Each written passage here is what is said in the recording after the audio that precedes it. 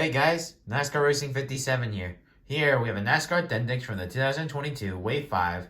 We have Denny Hamlin's 11 FedEx Next Gen car. Now on the back, you can get other Next Gens from this Wave 5. Let's get Denny Hamlin out of the box. So first we have his sticker, the classic purple number 11 that he had from 2019 to 2021 with his old scheme.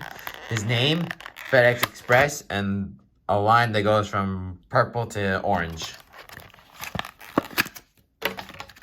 Here is Denny Hamlin's Next Gen car.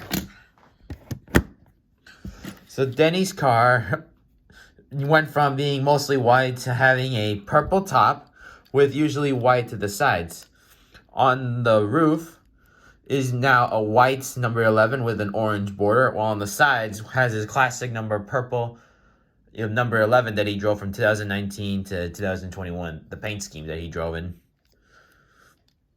Obviously, here is a purple line that goes from purple to a bit of orange as it passes through his rear tires. And an orange stripe through here. Sports Clips haircuts on the side, which is still a partner of Joe Gibbs for a long time.